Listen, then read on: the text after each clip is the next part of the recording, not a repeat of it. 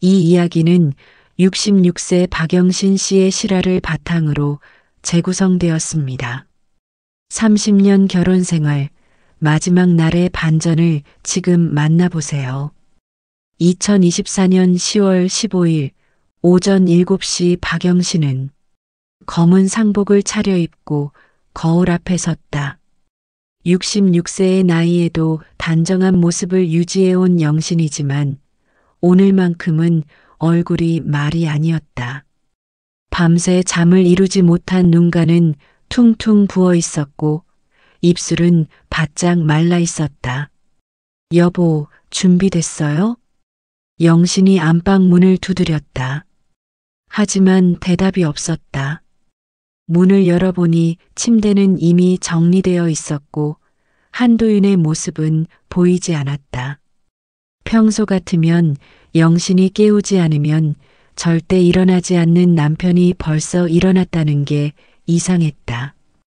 거실로 나가니 한도윤이 휴대폰을 들고 누군가와 통화 중이었다. 68세의 나이답지 않게 목소리에는 활기가 넘쳤다. 아니야, 오늘은 정말 안 되겠어. 급한 출장이 생겼거든. 미안하다. 다음에 꼭 갈게.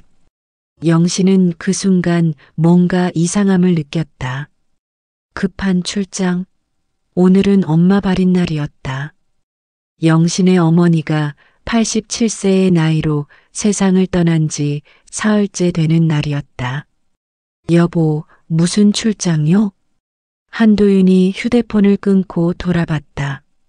평소와 다름없는 표정이었지만 영신의 예민해진 감각에는 뭔가 어색함이 느껴졌다. 아, 영신아.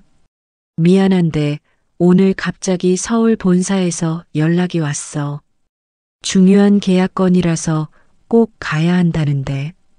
장모님 발인인 건 아는데 정말 어쩔 수 없는 상황이야. 영신은 순간 말문이 막혔다. 한도윤은 2년 전에 퇴직한 몸이었다. 무슨 본사, 무슨 계약이라는 건지 이해할 수가 없었다. 여보, 엄마가 돌아가셨는데요. 오늘 발인 날이에요. 그거야 나도 알지. 하지만 죽은 사람은 어차피 모르잖아. 산 사람이 먹고 살아야지. 미안하다, 영신아. 나중에 성묘라도 같이 가자. 한도윤은 그렇게 말하며 정장을 차려입기 시작했다. 영신은 30년 결혼 생활 동안 남편의 이런 모습을 처음 봤다. 아니, 정확히 말하면 처음 제대로 본 것 같았다. 동생들이 뭐라고 하겠어요? 사위가 장모 발인 날 안 온다니. 그런 건 내가 적당히 둘러대면 되잖아. 나도 이러고 싶어서 이러는 줄 알아? 정말 급한 일이야. 한도윤은 넥타이를 매며 거울을 보고 있었다. 그 모습이 영신에게는 낯선 사람처럼 느껴졌다. 영신은 더 이상 아무 말도 하지 않았다. 30년 전 처음 결혼할 때만 해도 한도윤은 다정한 남편이었다. 아니, 그렇게 믿고 싶었는지도 모른다. 하지만 세월이 지나면서 점점 변해갔다. 체면을 중시하고 겉으로는 효자 행세를 하면서도 정작 중요한 순간에는 항상 빠져나갔다. 그럼 나 먼저 가볼게. 저녁에 들어올 거야. 한도윤은 가방을 들고 현관으로 향했다. 영신은 그 뒷모습을 바라보며 가슴속 깊은 곳에서 뭔가 차가운 것이 올라오는 걸 느꼈다. 장례식장에 도착하자 이미 많은 조문객들이 몰려 있었다. 영신의 동생 박민철이 영신을 보자마자 달려왔다. 누나, 매형은 어디 있어요? 급한 출장이 생겼대. 영신의 목소리는 작고 떨렸다. 민철의 얼굴이 순간 굳어졌다. 출장? 오늘이 어떤 날인데 출장을 가요? 쉿, 목소리 좀 낮춰. 사람들이 들어. 하지만 이미 주변 친척들이 수군거리기 시작했다. 사위가 왜 안 왔지? 무슨 일 있나? 라는 속삭임들이 들려왔다. 영신은 몇 번이고 급한 출장이라는 말을 반복해야 했다. 발인 의식이 시작됐다. 영신은 영정사진 속 어머니의 자애로운 모습을 바라보며 눈물을 흘렸다. 87년의 생을 살아오시면서 마지막 가는 길에 사위 얼굴도 한 번 보지 못하신 어머니를 생각하니 가슴이 미어졌다. 엄마 미안해요. 정말 미안해요. 영신의 울음소리가 장례식장에 울려 퍼졌다. 오후 6시 모든 의식이 끝나고 집에 돌아왔을 때 한도윤은 이미 거실에서 TV를 보고 있었다. 평소와 다름없는 모습이었다. 고생했어, 영신아. 장모님도 좋은 곳 가셨을 거야. 돈 필요하면 말해. 부족한 거 있으면 내가 채워줄게. 한도윤의 말투는 마치 아무 일도 없었던 것처럼 태연했다. 영신은 그 순간 뭔가 이상한 기분이 들었다. 진짜 출장을 갔다 온 사람의 모습이 이런가 싶었다. 그때 영신의 휴대폰이 울렸다. 카카오톡 메시지였다. 동생 민철이 보낸 것이었다. 누나, 이거 봐. 영신이 메시지를 열어보는 순간 온몸이 굳어졌다. 거기에는 한 장의 사진이 있었다. 푸른 바다를 배경으로 낚싯대를 들고 활짝 웃고 있는 한도윤의 모습이었다. 사진 아래에는 오늘 대박, 농어 3마리 라는 글과 함께 오늘 날짜가 찍혀 있었다. 영신은 휴대폰을 쥔 손이 덜덜 떨리는 걸 느꼈다.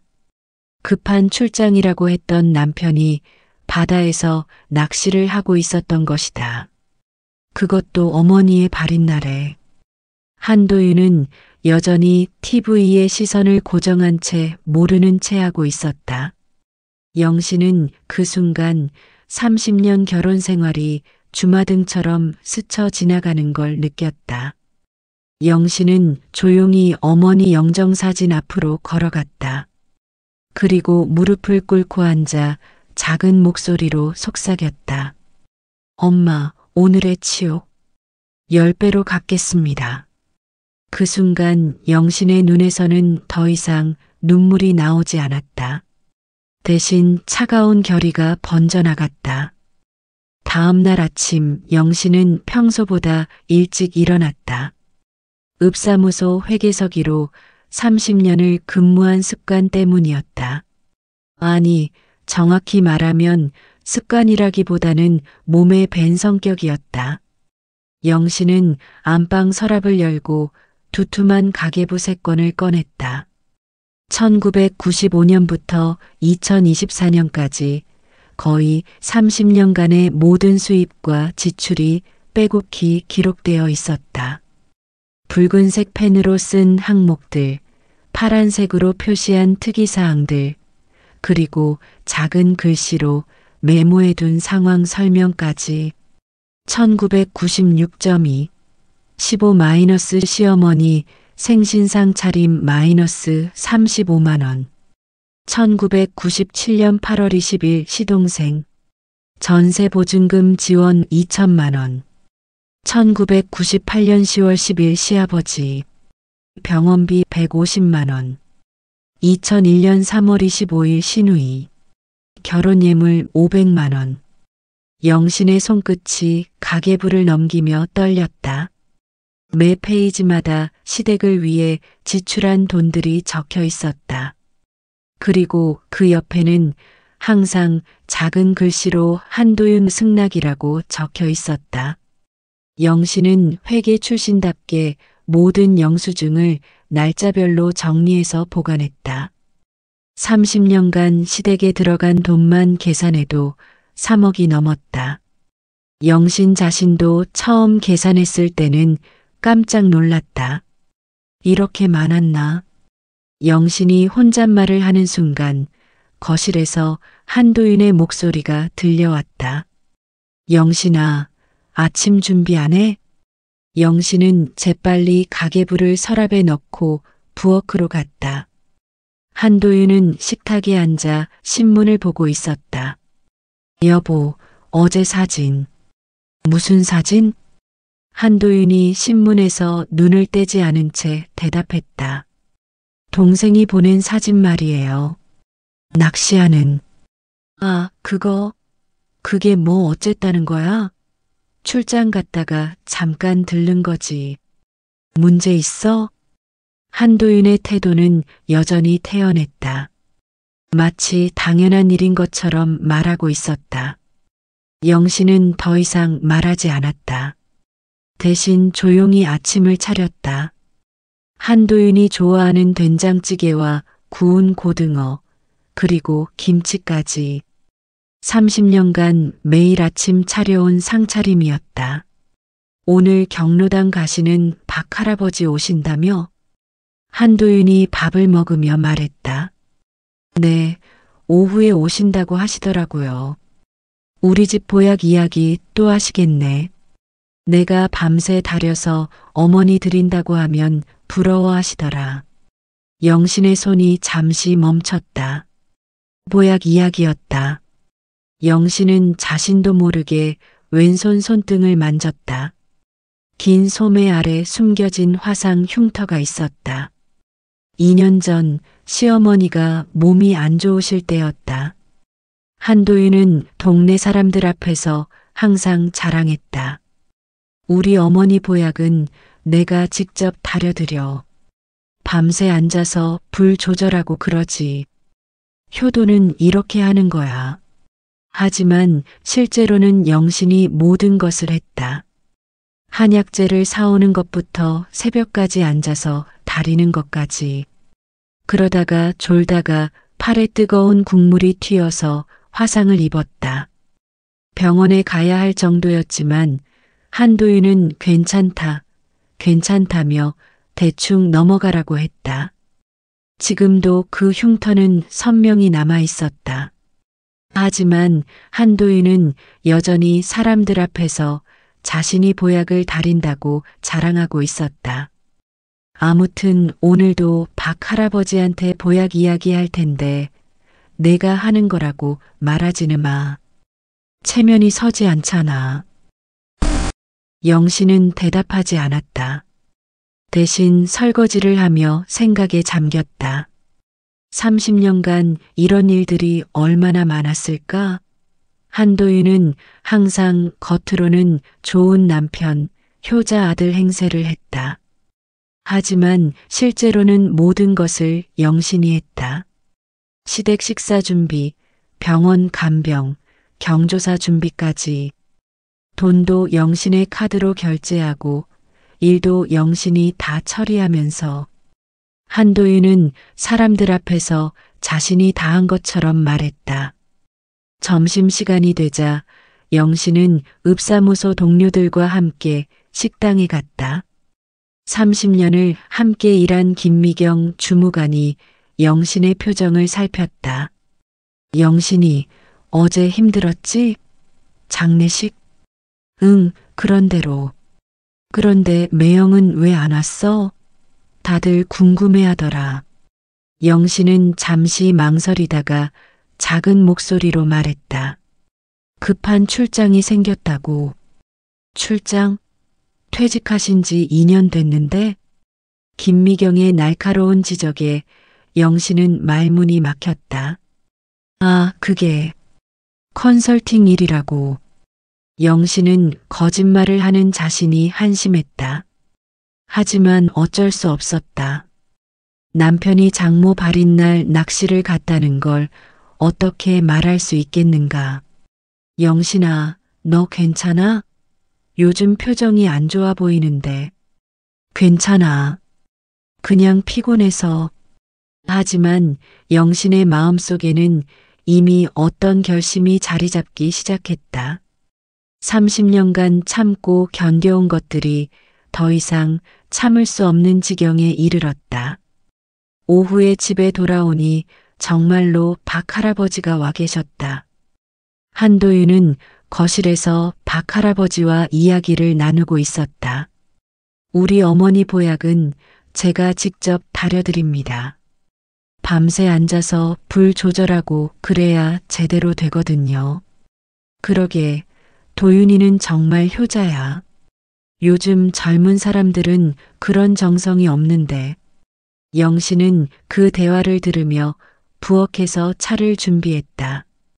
그리고 무의식적으로 다시 손등의 화상 흉터를 만졌다. 그날 밤 한도윤이 잠든 후 영신은 다시 가계부를 펼쳤다. 그리고 휴대폰으로 어제 동생이 보낸 낚시 사진을 다시 봤다. 활짝 웃으며 낚싯대를 들고 있는 한도윤의 모습. 그 시간에 영신은 어머니의 관 앞에서 눈물을 흘리고 있었다. 영신은 조용히 일어나서 서재로 갔다. 그리고 컴퓨터를 켜서 인터넷 검색을 시작했다. 이혼 전문 변호사, 재산분할, 위자료. 영신의 손가락이 키보드를 두드리기 시작했다. 30년간 쌓인 모든 증거들을 정리할 시간이었다. 감정으로는 이길 수 없다. 하지만 숫자는 거짓말을 하지 않는다. 그리고 영신에게는 30년치의 완벽한 숫자들이 있었다. 일주일 후 영신은 어머니 49제를 준비하고 있었다. 작은 상을 차리고 국화꽃을 놓으며 영신은 어머니가 마지막까지 하신 말씀을 떠올렸다. 영신아, 사위 얼굴 한 번만 더 보고 가고 싶구나. 87세 어머니는 병상에서도 한도윤을 기다리셨다. 하지만 한도윤은 바쁘다. 다음에 가겠다며 계속 미루기만 했다. 결국 어머니는 사위 얼굴도 보지 못한 채 눈을 감으셨다. 엄마, 정말 미안해요. 영신이 영정 앞에서 절을 올리고 있을 때 한도윤이 거실에서 전화를 받고 있었다. 뭐라고? 오늘 낚시 간다고? 아이고, 나도 가고 싶은데. 아, 처가 49제 때문에 안 된다. 다음에 꼭 데려가라. 영신의 몸이 굳어졌다. 어머니 49제 날까지 낚시 생각을 하고 있다니. 영신은 차라리 웃음이 나왔다. 49제가 끝나고 영신은 동생 민철과 함께 산소를 찾았다. 민철이 조용히 입을 열었다.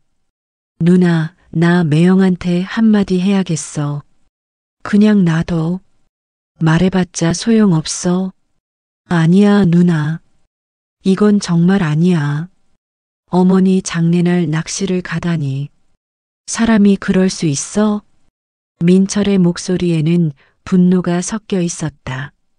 누나가 너무 참기만 하니까 매형이 더 심해지는 거야.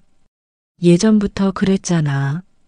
누나 돈으로 시댁 뒷바라지 다 해주면서 매형은 밖에서 효자 행세만 하고. 민철아, 그만해. 안 그만해. 누나, 정신 차려. 30년간 당해도 될 만큼 당했어. 이제는 누나도 자기 인생을 생각해야 해. 민철의 말이 영신의 가슴에 깊이 박혔다. 그날 밤 집에 돌아오니 한도윤이 거실에서 TV를 보고 있었다. 평소와 다름없는 모습이었다. 49제 잘 지냈어? 네. 장모님도 이제 좋은 곳 가셨을 거야. 너무 오래 끌지 마. 산 사람이 계속 슬퍼하면 죽은 사람도 저 세상에서 편히 못 쉬어. 한도윤의 말은 마치 위로하는 것 같았지만 영신에게는 더 이상 가슴에 와닿지 않았다. 그런데 여보, 내일 시어머니 병원 모시고 가야 해요. 왜? 뭐 아프신 거 있어? 정기검진이요. 예약해놨다고 하시던데. 아이고, 내일은 정말 바빠. 친구들하고 약속이 있어서. 내가 혼자 다녀와. 또 시작이었다. 영신은 더 이상 놀라지도 않았다. 여보, 시어머니 연세가 85세예요. 혼자 모시고 가기 힘들어요. 그래도 어쩔 수 없잖아. 내 약속도 중요하고. 아니면 택시 타고 가. 택시비는 내가 줄게. 한도윤은 그렇게 말하며 다시 TV에 시선을 고정했다. 영신은 그날 밤 잠을 이룰 수 없었다. 어머니가 돌아가신 후 더욱 선명해진 것이 있었다. 바로 한도윤의 진짜 모습이었다. 다음 날 오전 영신은 혼자서 시어머니를 모시고 병원에 갔다. 85세의 시어머니 김순덕은 지팡이의 의지에 힘겹게 걸었다. 영신아, 도윤이는 왜 안 왔노? 급한 일이 생겼다고 하시더라고요. 그 아이가 요즘 너무 바쁜가 보구나. 시어머니는 아들을 걱정하는 말을 했지만 영신은 그 뒤에 숨겨진 서운함을 느낄 수 있었다. 병원에서 기다리는 동안 영신의 휴대폰으로 또 카카오톡이 왔다. 한도윤이 골프장에서 친구들과 찍은 사진이었다. 활짝 웃으며 골프채를 들고 있는 모습이었다. 영신은 휴대폰을 꺼두고 시어머니의 손을 잡았다. 어머님 힘드시죠? 괜찮다, 영신아. 내가 있어서 다행이야. 그 순간 영신은 뭔가 이상한 감정을 느꼈다. 30년간 시어머니와의 관계도 결코 편하지만은 않았다. 하지만 지금 이 순간만큼은 서로가 같은 상황에 있다는 걸 느꼈다. 둘 다 한도윤에게 소홀히 대우받고 있었던 것이다. 오후 2시 검진이 끝나고 집에 돌아왔을 때 한도윤은 아직 들어오지 않았다. 시어머니는 피곤해하시며 방으로 들어가셨고 영신은 혼자 거실에 앉아 생각에 잠겼다. 그때 현관문이 열리며 한도윤이 들어왔다. 골프복장 그대로였고 얼굴에는 만족스러운 표정이 가득했다. 어머니 병원 다녀왔어? 네, 다녀왔어요. 뭐 특별한 거 없었지? 혈압이 조금 높다고 하시더라고요. 아, 그래. 나이가 나이니까. 약 처방받았어? 네, 받았어요. 한도윤은 대충 대답하더니 냉장고에서 맥주를 꺼내 마셨다. 오늘 골프 정말 잘 쳤다. 친구들이 다 부러워하더라고.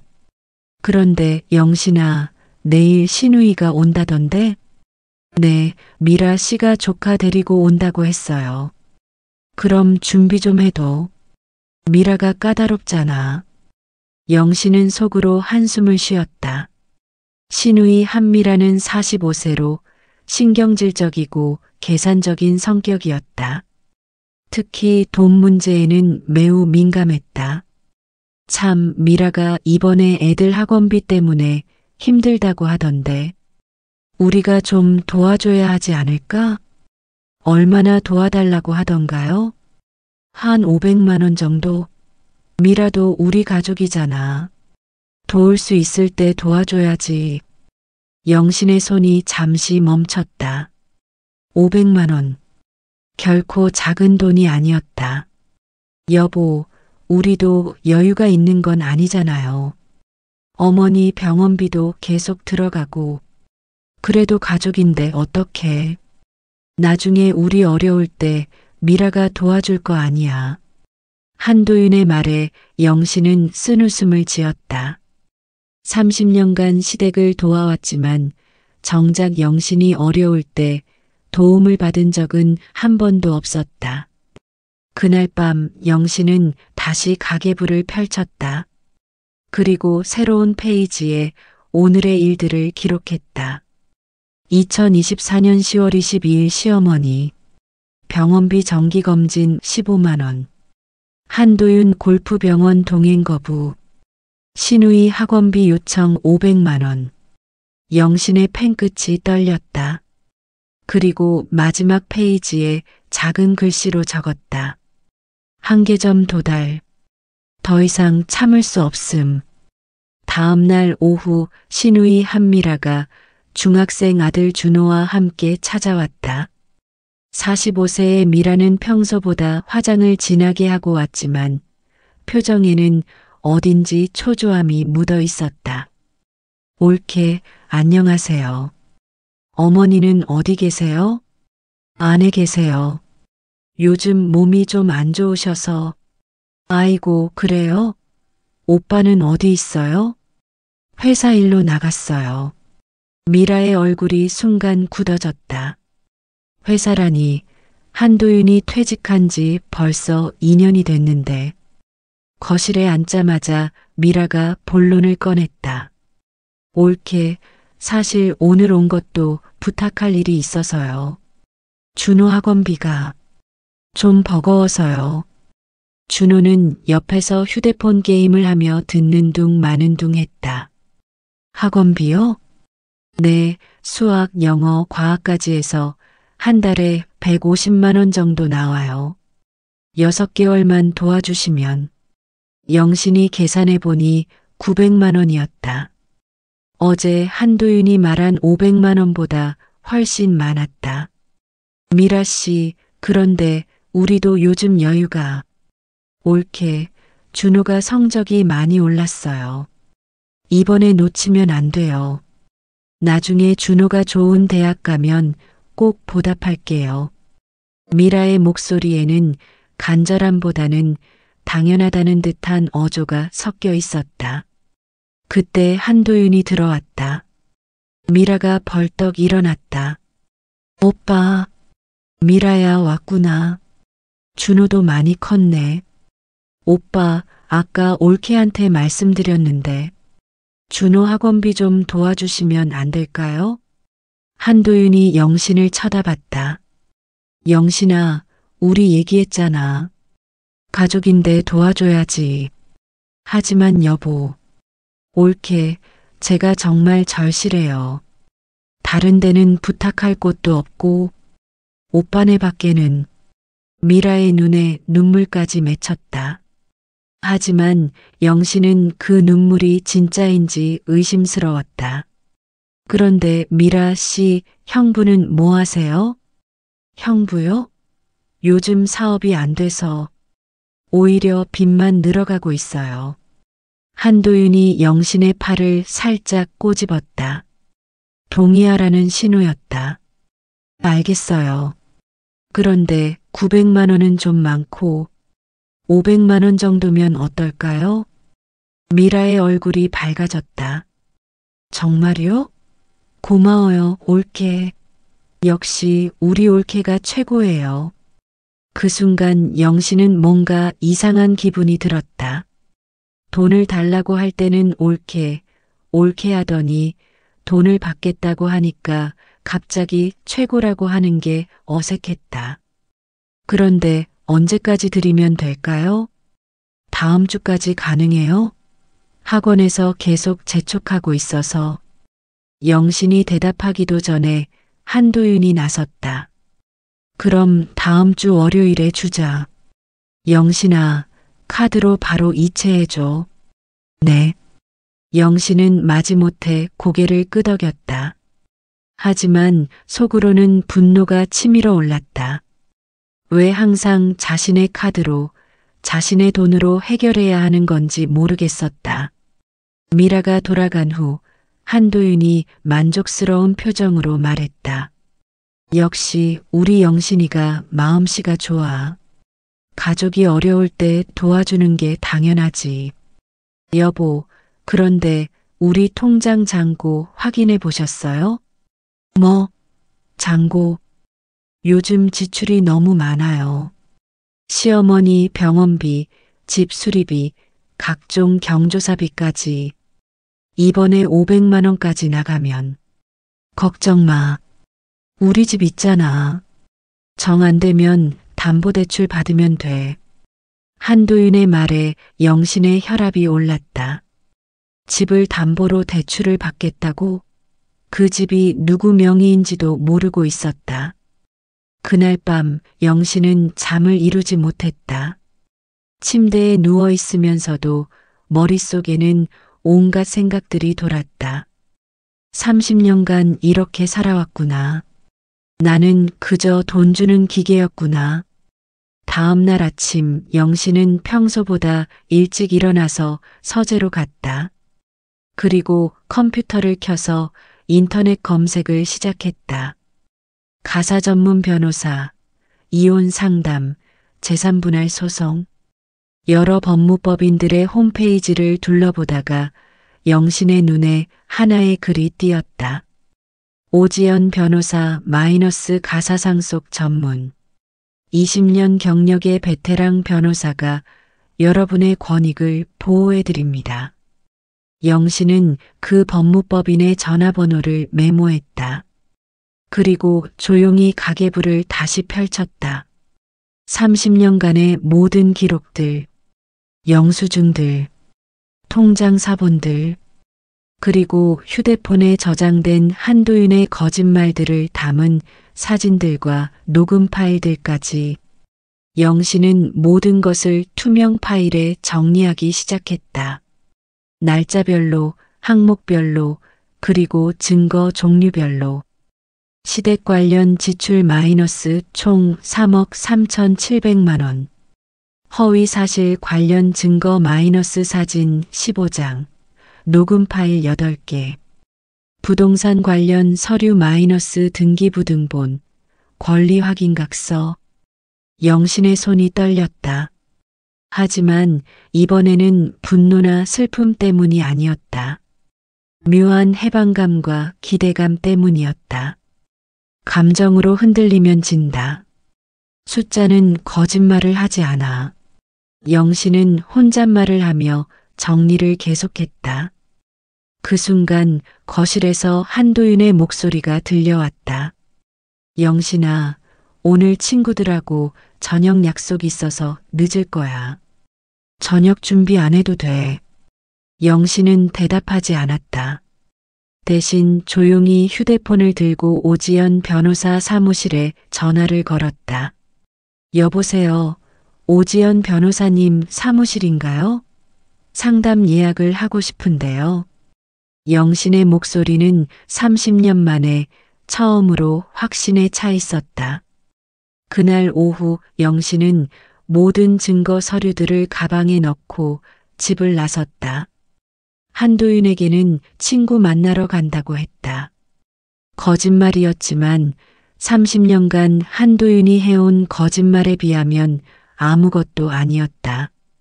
법무법인 건물 앞에 서자 영신의 심장이 뛰기 시작했다. 이제 정말 돌이킬 수 없는 길로 들어서는 것 같았다. 하지만 영신은 주저하지 않았다. 어머니의 마지막 모습을, 그리고 낚시터에서 웃고 있던 한도윤의 모습을 떠올렸다. 엄마, 이제 시작이에요. 영신은 법무법인 문을 밀고 들어갔다. 강남구 법무법인 정의 사무실. 오후 3시 영신은 두툼한 서류, 가방을 무릎에 올려놓고 앉아 있었다. 41세의 오지연 변호사는 차분하고 날카로운 인상의 여성이었다. 20년간 가사와 상속 분야에서 일해온 베테랑다운 안정감이 느껴졌다. 박영신님, 편하게 말씀해 보세요. 어떤 상황이신지요? 변호사님, 저 이혼을 하고 싶어요. 영신의 목소리는 떨렸지만 단호했다. 결혼 몇 년 차세요? 30년입니다. 오지연의 눈썹이 살짝 올라갔다. 30년 결혼 생활을 정리하려는 결심이 얼마나 무거운 것인지 알고 있었다. 혹시 구체적인 사유가 있으신가요?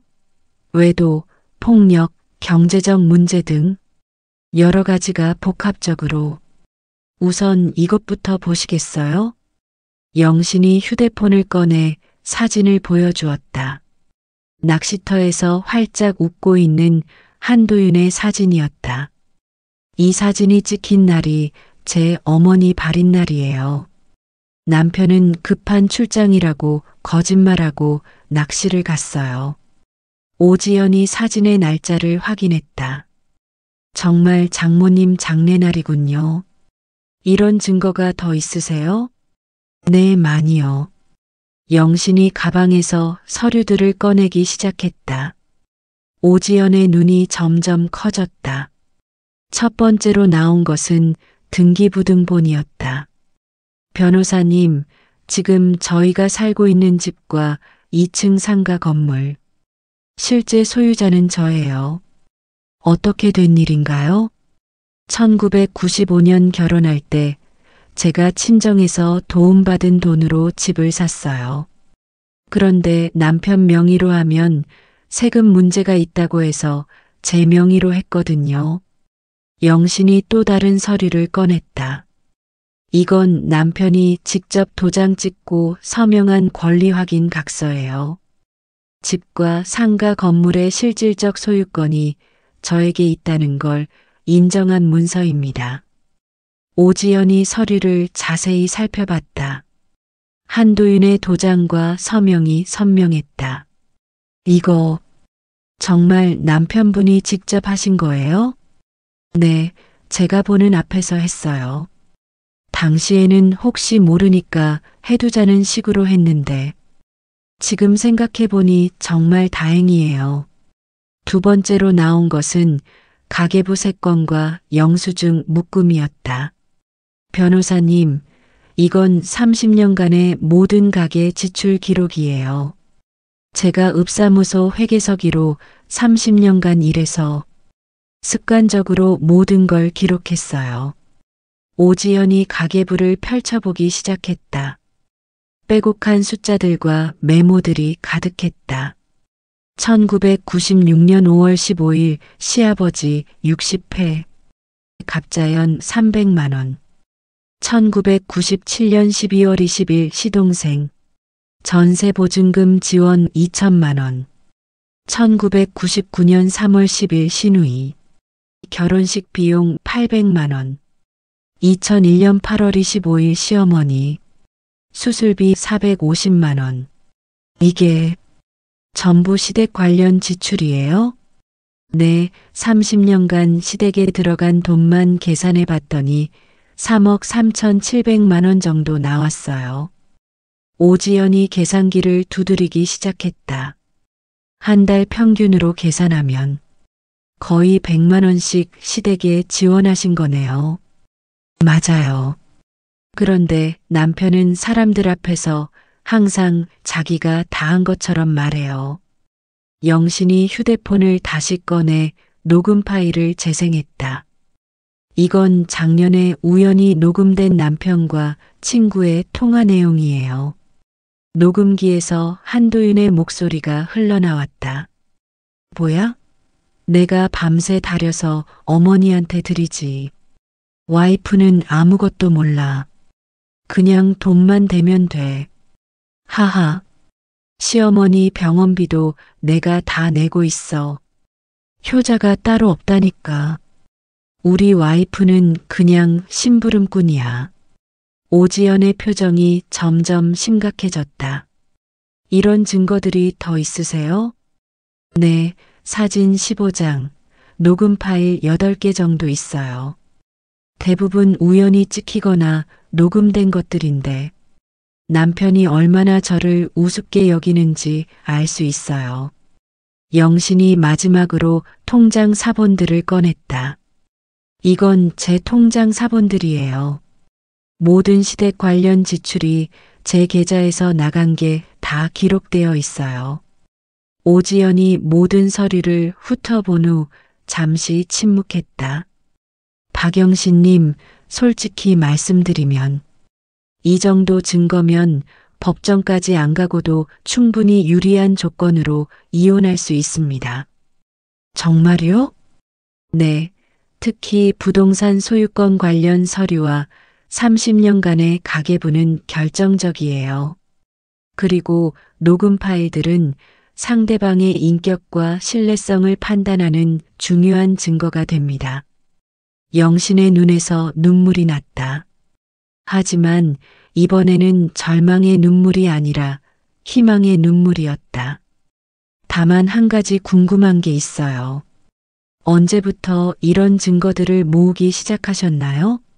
사실 의도적으로 모은 건 아니에요.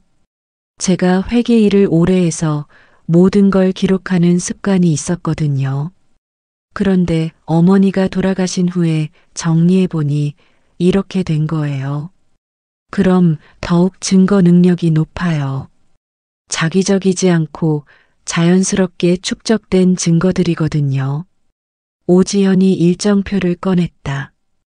그런데 박영신님, 이혼 시기를 언제쯤 생각하고 계세요? 사실 시어머니가 많이 편찮으세요. 85세 연세에 혈압도 높으시고 아마 오래 못 버티실 것 같아요. 아, 그럼 시어머니 상황을 지켜보면서 타이밍을 정하시겠다는 말씀이세요? 네, 시어머니께서 돌아가시면 그때가 적절한 시기가 될 것 같아요. 오지연이 고개를 끄덕였다. 현명한 판단이에요. 그때까지는 더 많은 증거를 확보하시고 법적 절차를 완벽하게 준비하시면 됩니다. 상담이 끝나고 영신은 한결 가벼운 마음으로 사무실을 나왔다. 30년 만에 처음으로 자신이 무력한 존재가 아니라는 걸 깨달았다. 그날 밤 집에 돌아오니 한도윤이 친구들과 술을 마시고 들어와 있었다. 영신아, 어디 갔다 와? 친구 만나고 왔어요. 친구? 누구? 그냥 옛날 직장 동료요. 한도윤은 더 이상 묻지 않았다. 평소에도 영신의 일상에는 관심이 없었다. 그런데 영신아, 내일 골프 가는데 골프복 좀 세탁해줘. 그리고 골프화도 닦아놔. 영신은 대답하지 않았다. 대신 조용히 방으로 들어가서 오지연 변호사가 준 명함을 바라봤다. 오지연 변호사 마이너스 당신의 권익을 지켜드립니다. 영신은 명함을 서랍 깊숙이 넣어두었다. 그리고 다시 한번 가계부를 펼쳤다. 이번에는 복수의 도구가 아니라 자유의 열쇠로 보였다.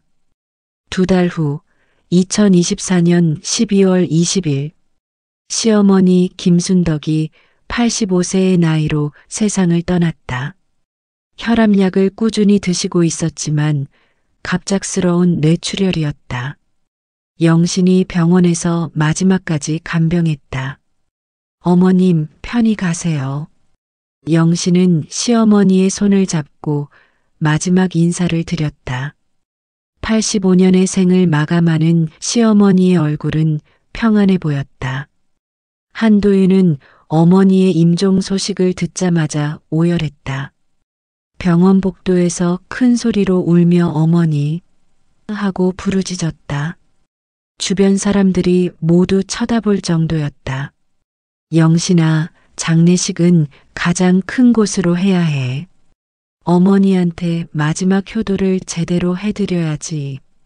여보, 그런데 비용은 신경 쓰지 마. 어머니 장례인데 아낄 게 있어? 한도윤의 말은 그럴듯했지만 영신은 이미 알고 있었다. 결국 모든 비용은 자신의 카드로 결제될 것이라는 걸. 서울 시내 가장 큰 장례식장 중 하나인 영원장례식장에서 3일장으로 치르기로 했다. 특실을 잡았고 조화도 가장 큰 것으로 주문했다. 첫날부터 조문객들이 몰려들었다. 한도윤의 직장 동료들, 동네 사람들, 친척들까지. 영신은 모든 준비를 혼자 해야 했다. 영신아, 음식 준비는 어떻게 되고 있어? 업체에서 준비해 준다고 해요. 그리고 조의금 관리는? 장부 제대로 적고 있어? 네, 다 기록하고 있어요. 영신은 조의금을 받을 때마다 꼼꼼히 장부에 적었다. 30년간의 회계 업무 습관이었다. 누가 얼마를 가져왔는지, 언제 받았는지까지 상세히 기록했다. 둘째 날 시누이 미라가 남편 재수와 함께 왔다. 미라는 검은 한복을 입고 있었지만 어딘지 어색해 보였다. 옳게 고생 많으세요. 어머니 정말 편히 가셨네요. 네, 미라 씨도 와주셔서 고마워요. 그런데 옳게 조의금은 어떻게 되고 있어요? 꽤 많이 모였을 텐데. 벌써부터 돈 이야기였다. 영신은 속으로 한숨을 쉬었다. 아직 정확히 계산 안 해봤어요. 아, 그래요?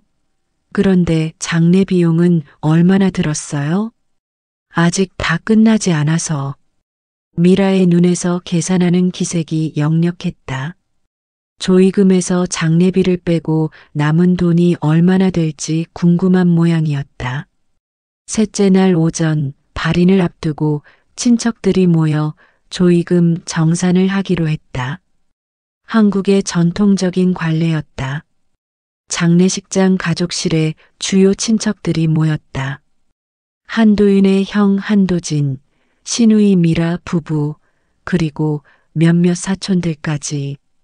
테이블 위에는 조의금 장부와 영수증들이 놓여 있었다. 자, 그럼 정산을 시작해 볼까요? 한도진이 말을 꺼냈다. 조의금이 총 얼마나 들어왔나요? 영신이 장부를 펼쳤다. 총 2,300만 원 정도입니다. 오, 꽤 많이 모였네요.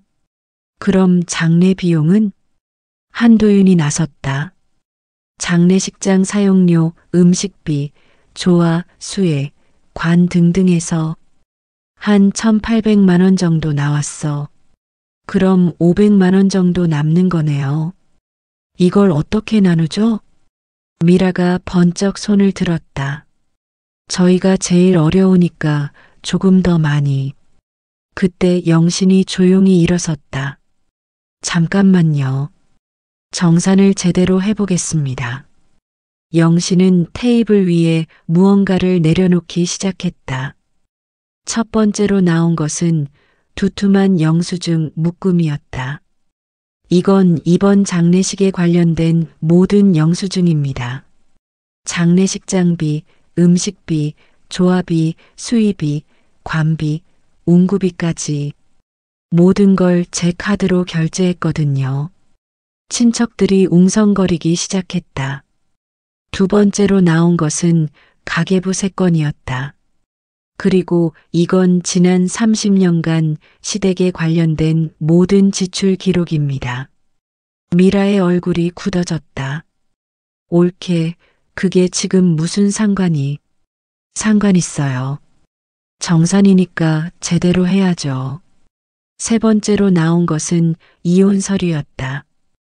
이미 영신의 서명이 되어 있었다. 그리고 이건 이혼 신고서입니다.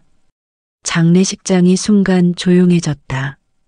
네 번째로 나온 것은 등기부등본과 권리확인각서였다. 마지막으로 이건 집과 상가 건물의 등기부등본입니다. 그리고 남편이 직접 도장 찍은 권리확인각서예요. 한도윤의 얼굴이 하얗게 변했다. 영신이 또렷한 목소리로 말하기 시작했다. 정산을 제대로 해보겠습니다. 지난 30년간 시댁에 들어간 돈을 먼저 계산해보면 영신은 가계부를 펼치며 읽기 시작했다. 1996년 시아버지 회가변 300만 원, 1997년 시동생 전세 보증금 2천만 원, 1999년 시누이 결혼 비용 800만 원. 숫자들이 하나하나 읽힐 때마다 친척들의 얼굴이 점점 어두워졌다. 총합계 3억 3,700만 원입니다. 충격적인 숫자였다. 30년간 한 가정에서 시댁에 지원한 돈이 3억이 넘는다는 것이, 그리고 이번 장례 비용은 실제로는 2,800만 원입니다. 남편이 말한 1,800만 원은 거짓이에요. 한도윤이 벌떡 일어났다. 영신아, 너 지금 뭐 하는 거야? 어머니 장례식장에서 정산하고 있어요. 30년간 미뤄둔 정산을요. 영신의 목소리는 차분했지만 단호했다. 그리고 영신이 휴대폰을 꺼내 녹음 파일을 재생했다. 한도윤의 목소리가 장례식장에 울려 퍼졌다. 와이프는 그냥 심부름꾼이야. 돈만 되면 돼. 하하. 보약도 내가 다린다고 사람들한테 자랑하고 있어. 사실은 와이프가 다 하는 건데. 아무것도 몰라. 그냥. 친척들이 한도윤을 쳐다봤다. 한도윤의 얼굴이 빨갛게 달아올랐다. 마지막으로 영신이 휴대폰에서 사진 하나를 띄웠다. 그리고 이 사진은 제 어머니 발인날 찍힌 겁니다. 바다에서 낚싯대를 들고 활짝 웃고 있는 한도윤의 모습이었다. 급한 출장이라고 거짓말하고 낚시를 갔어요. 제 어머니가 마지막 가는 길에서. 장례식장은 완전히 얼어붙었다. 영신이 마지막으로 말했다. 조의금 2,300만 원에서 실제 장례 비용 2,800만 원을 빼면 500만 원이 부족합니다. 그리고 이 집과 상가 건물의 실소유자는 저입니다. 각서에 남편 도장이 다 찍혀 있어요. 영신은 이혼 서류를 한도윤 앞에 밀어놓았다. 남편님, 여기 서명해 주세요. 그리고 내일까지 짐 빼세요. 늦으면 무단 침입으로 신고하겠습니다. 한도윤은 말을 하지 못했다. 미라도 다른 친척들도 아무 말을 할 수 없었다. 30년간의 숫자가 모든 것을 증명하고 있었다. 장례식장의 침묵은 10초 정도 지속됐다. 그리고 한도윤이 갑자기 무릎을 꿇고 앉았다. 영신아, 미안하다. 정말 미안해. 한도윤의 목소리는 떨리고 있었다. 하지만 영신의 표정은 변하지 않았다. 미안하다고요? 30년 만에 처음 하는 사과가 미안하다고요? 영신아, 내가 잘못했어. 앞으로는 정말 잘할게. 이혼은 안 돼. 30년을 같이 살았는데. 한도윤이 영신의 치마자락을 붙잡으려 했지만 영신이 한 발 뒤로 물러섰다. 잘못했다고요? 뭘 잘못했는지 아세요? 내가 너한테 소홀했고 시댁 일만 신경 쓰고 틀렸어요. 영신의 목소리는 더욱 차가워졌다. 가장 큰 잘못은 거짓말이에요. 30년간 저를 바보로 만든 거짓말들이요. 영신이 다시 휴대폰을 꺼냈다. 이것도 들어보세요. 또 다른 녹음 파일이 재생됐다.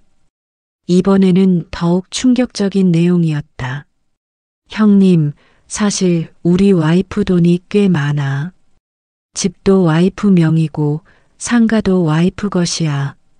그런데 본인은 몰라. 내가 다 관리한다고 해놨거든. 그럼 이혼하면 재산 분할로 절반은 형님 거 아냐? 그게 아니야. 와이프가 너무 순해서 자기 권리도 모르고 있어. 나중에 내가 다 가져올 수 있을 거야. 친척들의 얼굴이 더욱 굳어졌다. 한도윤이 아내를 속여서 재산을 가로채려 했다는 게 드러난 것이다. 한도윤의 형 한도진이 동생을 쳐다봤다. 도윤아, 이게 무슨 소리야? 내가 정말 이런 말을 했어?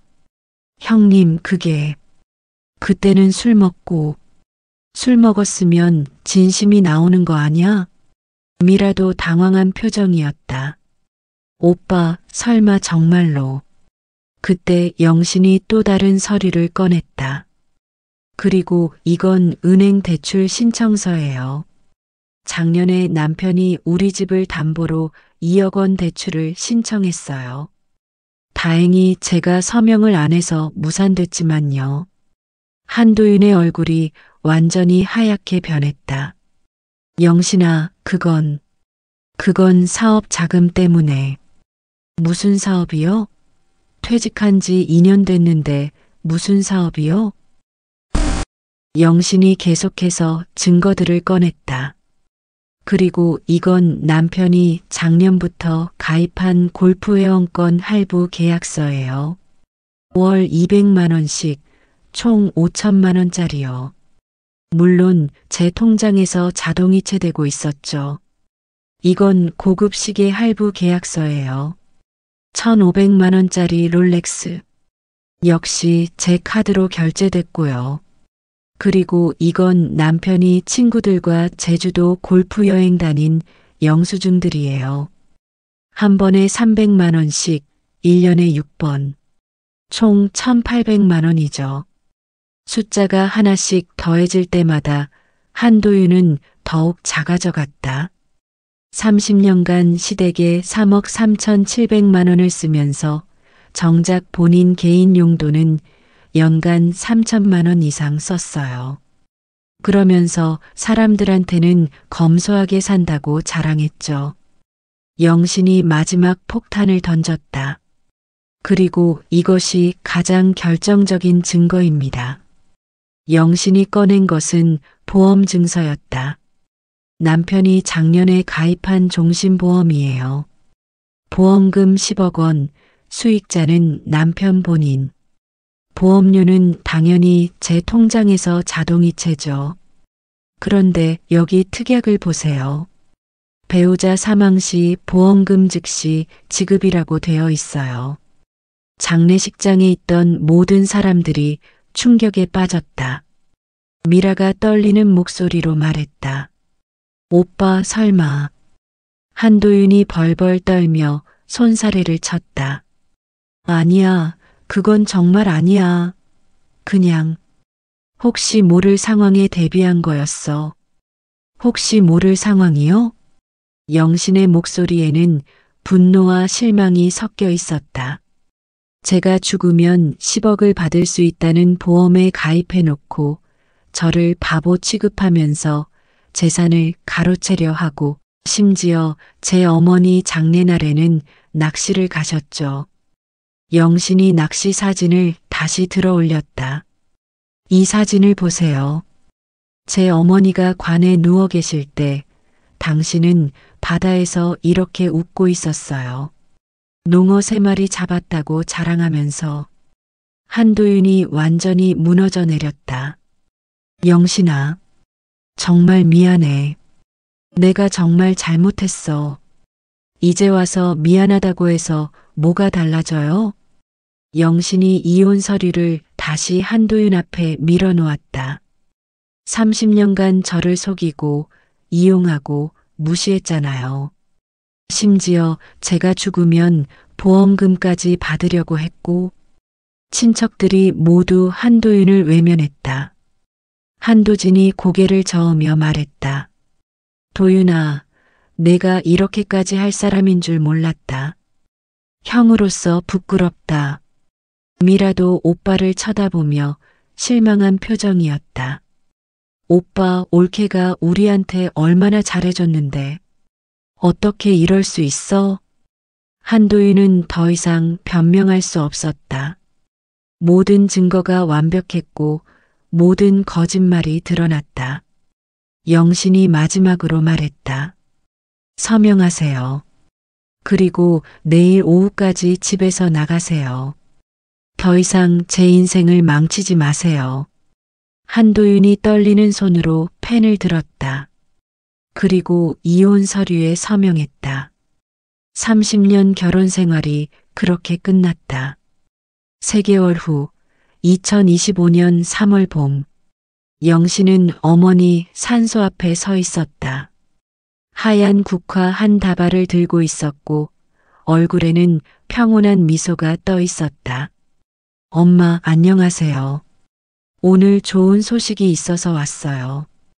영신이 국화를 영정 앞에 놓고 무릎을 꿇었다. 이혼이 정식으로 성립됐어요. 재산 분할도 제가 원하는 대로 다 끝났고요. 바람이 살랑 불어와 영신의 머리카락을 스쳤다.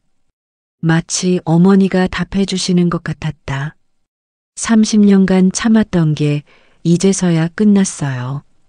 엄마가 마지막에 영신아, 내 인생도 생각해라고 하신 말씀. 이제야 그 뜻을 알겠어요. 영신이 가방에서 낡은 가계부 3권을 꺼냈다. 이제 이것들도 필요 없어졌어요. 30년간 제 인생을 지배했던 숫자들이었는데 마지막에는 제 자유를 찾아준 은인이 됐네요.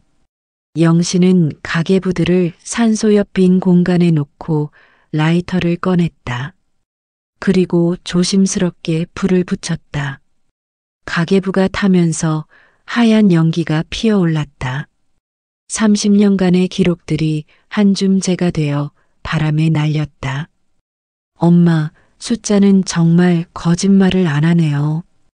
감정으로는 이길 수 없었겠지만 숫자는 모든 걸 증명해줬어요. 영신이 일어서서 어머니 영정을 바라봤다. 그동안 제가 왜 그렇게 참고 살았는지 모르겠어요. 체면 때문이었을까요? 아니면 정말 사랑했기 때문이었을까요? 영신은 잠시 생각에 잠겼다. 아마 둘 다였을 거예요. 하지만 이제는 알겠어요.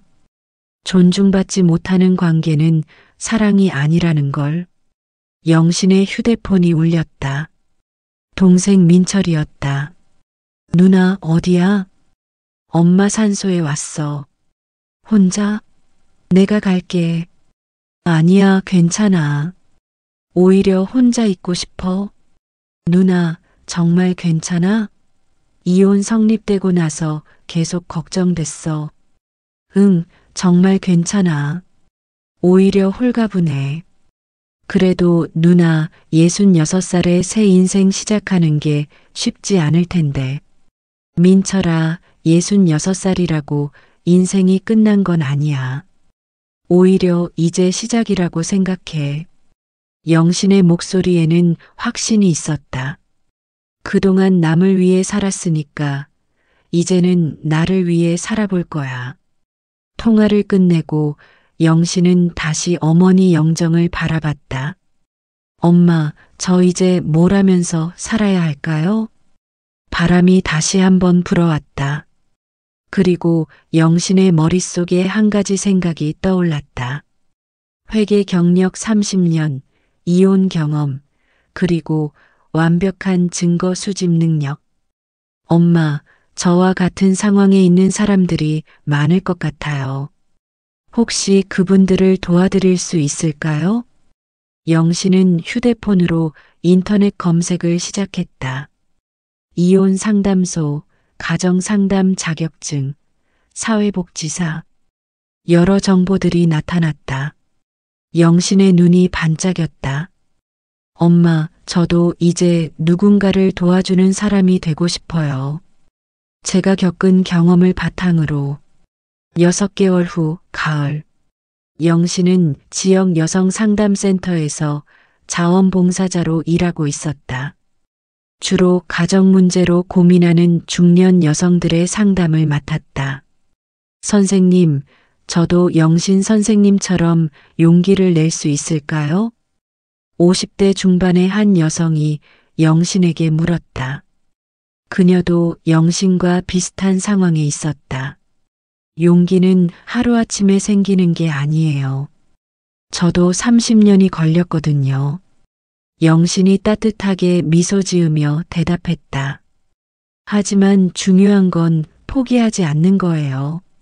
그리고 자신의 가치를 알아가는 거고요. 어떻게 시작해야 할까요? 작은 것부터요. 자신을 위한 선택을 하나씩 해보세요. 오늘 입고 싶은 옷을 입는다거나 먹고 싶은 음식을 먹는다거나. 영신은 자신의 경험을 바탕으로 조언했다. 그리고 기록하세요.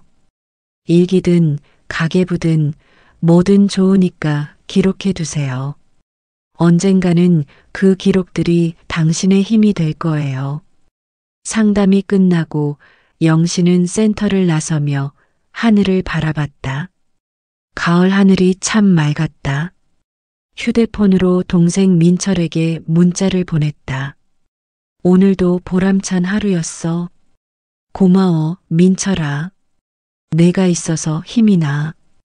그리고 어머니 사진이 저장된 폴더를 열어 사진을 바라봤다. 엄마, 저 잘 살고 있어요. 이제 정말 괜찮아요. 이 이야기를 끝까지 들어주신 여러분, 정말 고맙습니다. 박영신 씨의 이야기는 실화를 바탕으로 재구성된 것입니다. 66세의 나이에도 새로운 인생을 시작할 수 있다는 것을 보여주는 이야기였죠. 여러분은 어떻게 생각하세요? 만약 여러분이 영신 씨와 같은 상황에 있다면 어떤 선택을 하시겠습니까? 30년간 참아온 것을 계속 참으시겠습니까? 아니면 영신 씨처럼 용기를 내시겠습니까? 존중받지 못하는 곳을 떠날 용기. 그것이 진짜 복수이자 새로운 시작이었습니다. 세상에는 영신 씨와 같은 상황에 있는 분들이 많습니다. 혹시 주변에 도움이 필요한 분이 계시다면 따뜻한 손길을 내밀어 주세요. 그리고 기억해 주세요. 나이는 새로운 시작의 걸림돌이 아니라는 것을. 댓글로 여러분의 생각을 나눠주세요. 마이너스 영신 씨의 선택에 대해 어떻게 생각하시나요? 마이너스 비슷한 경험이 있으시다면 공유해 주세요. 마이너스 주변에 도움이 필요한 분이 계시다면 이 영상을 공유해 주세요. 여러분의 응원이 큰 힘이 됩니다. 좋아요와 구독은 더 많은 분들에게 이런 이야기를 전할 수 있게 도와줍니다. 다음에는 또 어떤 이야기로 찾아뵐까요? 여러분이 듣고 싶어하는 이야기가 있다면 댓글로 알려주세요. 오늘도 시청해 주셔서 감사합니다. 여러분의 인생에도 좋은 일들만 가득하시길 바랍니다.